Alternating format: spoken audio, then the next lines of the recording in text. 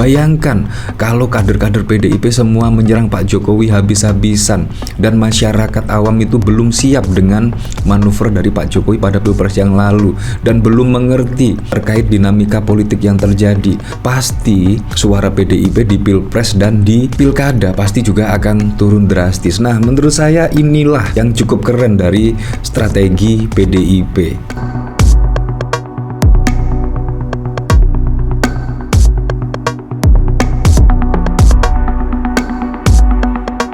Yang telah dipercaya rakyat memenangkan pemilu legislatif 3 kali berturut-turut.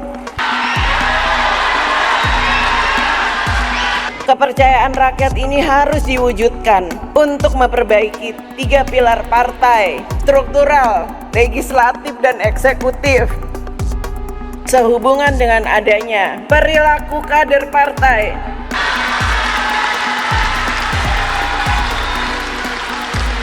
yang tidak menjunjung tinggi etika politik, tidak berdisiplin, dan melakukan hal-hal yang bertentangan dengan ideologi partai, serta melakukan pelanggaran konstitusi dan demokrasi, Rakernas 5 Partai menyampaikan permintaan maaf kepada seluruh rakyat Indonesia.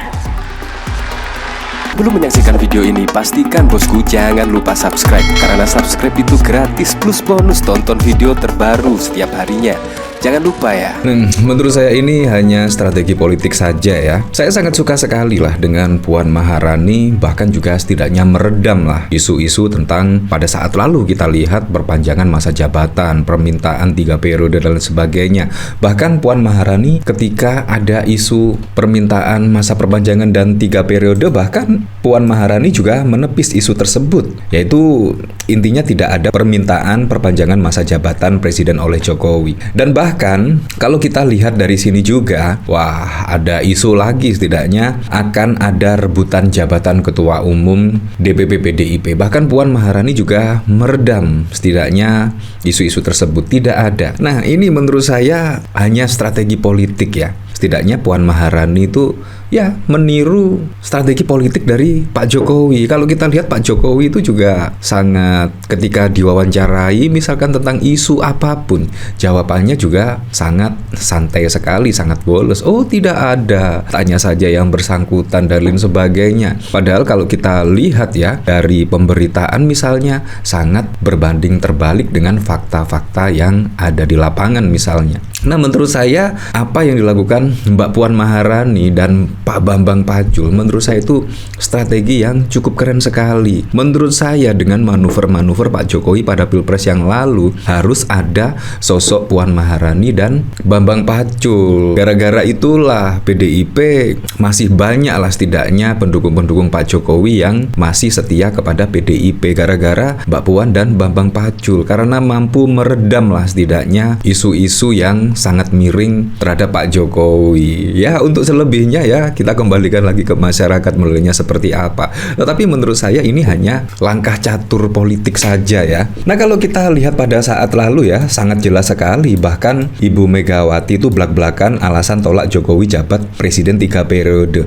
Mana mungkin Mbak Puan Maharani juga membantah hal tersebut. Di sini juga ada pemberitaan hal yang sama. Puan Maharani tepis isu adanya permintaan jabatan masa jabatan presiden oleh Jokowi. Masa sih Mbak Puan Maharani membantah secara terang-terangan pernyataan dari Ibu Megawati? Kalau kita lihat juga ya, seperti halnya akan ada rebut jabatan ketua umum. Ibu Megawati juga pada saat lalu di HUT PDIP ke-52 juga menyindir pihak yang kepingin jadi ketua umum PDIP, bahkan menyebut gile dan lain sebagainya. Tetapi Mbak Puan juga meredam setidaknya isu tersebut ya.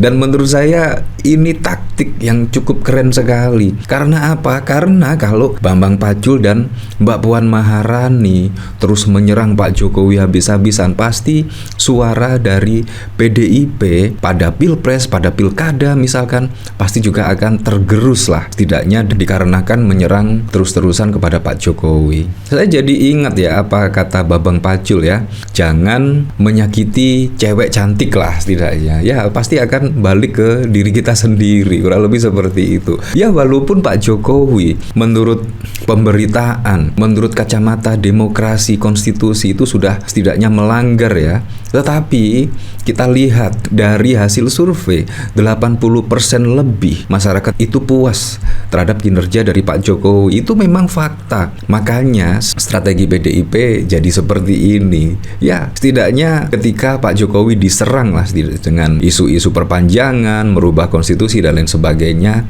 Mbak Puan dan Bambang Pacul masih bisa meredam isu-isu tersebut. Sehingga apa? Sehingga kita lihatlah di pilkada 2024 misalnya, PDIP juga masih tetap unggul kalau menurut saya, walaupun dikeroyok oleh koalisi gemuk, dikeroyok oleh mantan presiden dan bahkan presiden terpilih pun, PDIP juga masih menjadi primadona lah di kalangan masyarakat. Terbukti dari pilkada juga masih mendominasi setidaknya kemenangan pada pilkada. Dan juga dari pilpres, PDIP juga masih memenangi setidaknya suara pada pilpres yang lalu. Ini sangat mengejutkan sekali, di mana manuver-manuver Pak Jokowi saat lalu itu cukup wow sekali. Seharusnya kalau Ganjar dan Pak Mahfud MD mendapatkan suara 16%, seharusnya PDIP juga bisa lebih rendah daripada itu, tetapi kan tidak. Ini juga sangat wow sekali. Artinya banyak masyarakat yang tetap setia kepada PDIP. Kurang lebih seperti itu. Dan menurut saya ini langkah yang cukup keren sekali dan sangat di luar bayangan dari Pak Jokowi. Ketika Pak Jokowi bermanuver pada pilpres yang lalu itu sungguh di luar bayangan kalau PDIP itu masih santai saja, woles. Dan bahkan Mbak Puan Maharani dan Bambang Pacul khususnya itu tidak langsung menyerang Pak Jokowi habis-habisan, tetapi santai saja. Ya memang sih ada kader-kader yang menyerang Pak Jokowi habis-habisan, tetapi ini masih diredam oleh Mbak Puan dan Pak Bambang Pacul. Menurut saya inilah strategi yang cukup keren sekali, sehingga perolehan suara pada pilpres, pada pilkada juga masih cukup signifikan. Ini menurut saya hanya strategi saja ya. Nah, kalau kita lihat dari sini ya, bahkan banyak yang terpancing setidaknya. Puan bantah isu soal Jokowi akan rebut jabatan Ketua Umum DPP PDIP, nggak ada. Nah, bahkan dikomentari oleh Simboke Sarah, Mbak Puan Maharani, Pak Effendi Simbolon bilang Bu Mega seharusnya turun dari ketua karena Pak Hasto di nganu KPK itu maksudnya apa nggih? Ya menurut saya hanya strategi saja, karena kalau kita lihat dari pemberitaan sudah terlihat ya manuver-manuver pada waktu lalu ya. Effendi Simbolon bahkan memberikan statement Ibu Megawati harus mundur dan lain sebagainya. Ini dari Susno, Kompas TV. Puan bantah isu kalau Jokowi mau rebut PDIP. Negara demokrasi, masa main rebut partai. Dari Judi, Puan ini lemah banget ya, beda banget sama ibunya yang fighter. Jelas-jelas semua tahu siapa yang pengen ambil alih jadi ketua umum PDIP ya. Dari Sigar, antara penyampaian Puan dan drama Hasti Anto, prediksi gue PDIP bakal gampang disetir penguasa atau partai lain dan hancur jika ketuanya Mbak Puan Maharani karena sangat lemah, pragmatis, kompromistis, ibaratnya bagai bumi dengan langit bila dibandingkan dengan Ibu Megawati. Dia malah takut banget sama Mulyono, maklum lakinya dah kena sindrom sprindik. Ya tapi menurut saya kalau tidak ada Mbak Puan Maharani dan Bambang Pacul ya yang meredam setidaknya serangan-serangan kepada Pak Jokowi khususnya dari kader PDIP, pasti akan membuat suara PDIP di pilpres dan di pilkada kemungkinan akan turun drastis. Karena ini fakta loh. Pak Jokowi memang memancing kemarahan PDIP, memancing kemarahan kader-kader PDIP dengan manuver-manuvernya pada pilpres yang lalu. Bayangkan kalau kader-kader PDIP semua menyerang Pak Jokowi habis-habisan dan masyarakat awam itu belum siap dengan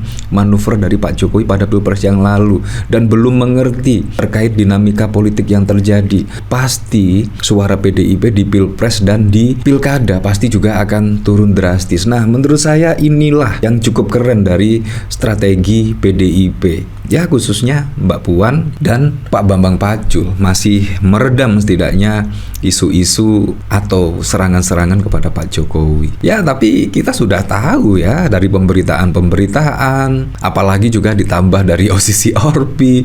Jadi kita sudah tahu, dan selebihnya kita kembalikan lagi ke masyarakat lah. Tapi PDIP juga masih juara ya. Itu kemungkinan yang bikin gregeten ya. Walaupun Pak Jokowi bermanuver seperti itu, PDIP juga ogah terpancing setidaknya.